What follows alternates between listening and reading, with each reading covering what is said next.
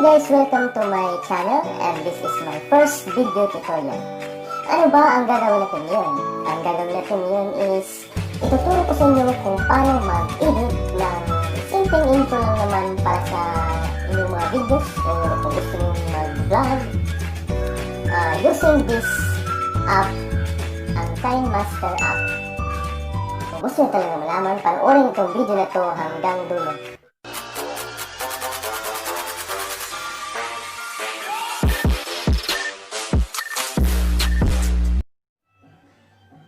So yun guys, magda-download tayo sa Play Store ng Kinemaster.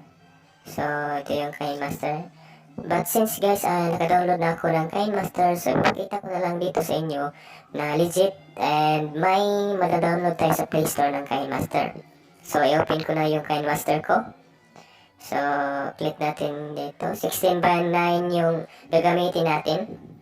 And media.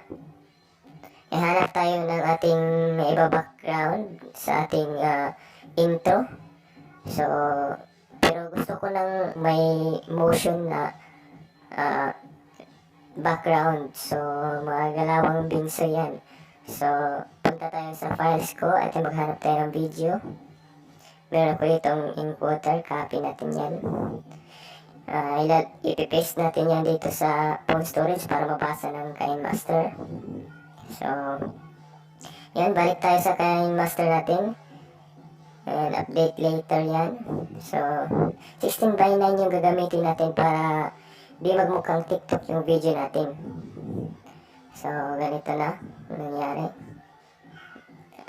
Tingnan nyo yung ating malupitang background. So, napakaganda, guys. So, dito na. So, pangalawa is pumunta tayo sa PixArt. Gagawa tayo ng kahit anong text na may lagay natin doon na kayo nang bahala guys. Tapos dapat pag nandito tayo sa PixArt, kasi PixArt yung kadalasan ginagamit ko, yung walang background para madali lang natin may lagay doon sa video. So ito, carlvinsay.ph. Ito yung channel ko guys, and save na natin yan. Adjust mo lang yan guys, hanggang sa makuha mo yung saktong gusto mo. So yan, yung color, pati yung stroke nya, kailangan mong kapalan. So para klarong-klaro yan pag ilagay mo sa video mo. So save na natin. Gallery. And yan. Balik tayo sa Kinemaster. So, since may ginawa na tayo, so i-click na lang natin yung kanina. Then, i-adjust mo lang dyan kung click mo yung layer. Tapos ganyan, adjust mo lang yan kung saan mo yan ilagay. So, kayo ang bahala guys kung yung timing, no? Ito timing mo lang yan. So yun na guys, punta naman tayo sa background eraser. So, hindi natin ipakita yung pag-click ng background eraser guys kasi fast-forward ko tong video nito guys, iabot ito ng ilang minutes. So, dito pipili tayo sa files ko. Meron akong napiling picture dito na may background pa. So, i-erase natin yung background.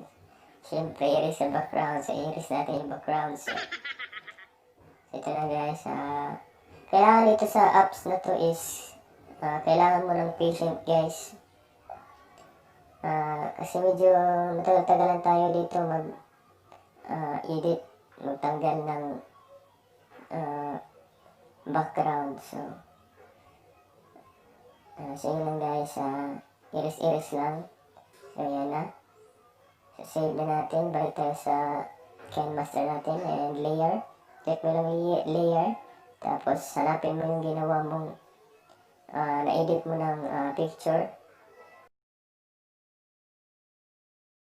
Rotate mo lang yan. Ganyan. So, ang pangit guys pag yung text mo ay nasa likod ng picture mo. So, yung text natin is bring to front natin, guys. So, ganyan lang. Adjust mo lang yan, guys. Hanggang sa makuha mo yung timpla ng edit mo. So, ganyan.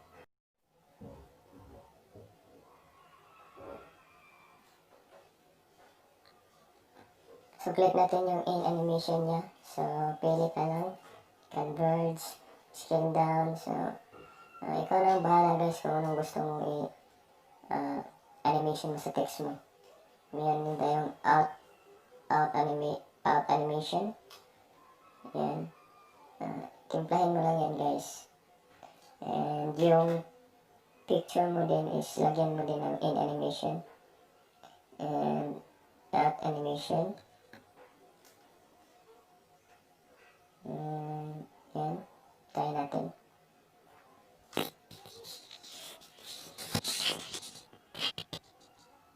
So, adjust mo lang konti, guys.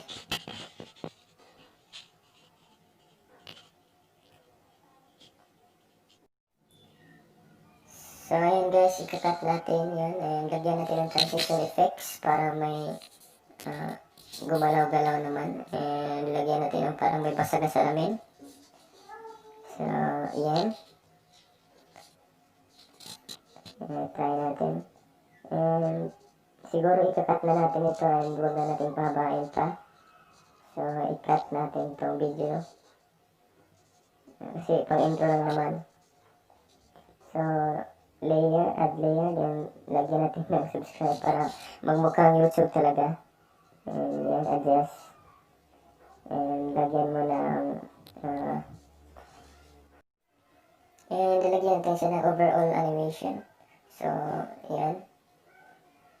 Tapos, duplicate natin. Gagawa tayo ng isa. Ilalagay natin siya sa taas. And, lalagyan din natin siya ng overall animation. Para may iba. And, yun, guys. Adjust mo lang yun, guys. Para ma-timing. And, pagkatapos ito is maglalagay tayo ng audio. So, mamaya na. And cut muna natin ito. Yan. So, ngayon bahalang mag-style nito, guys.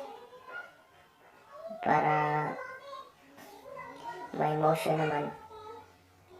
So, add na natin yung song, yung background music.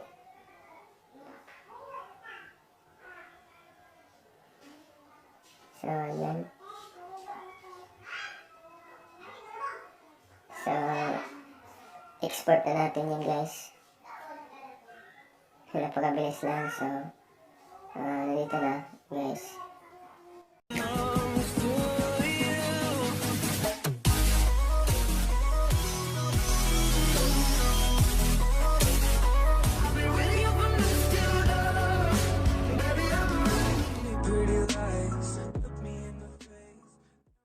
So, yun na nga, guys.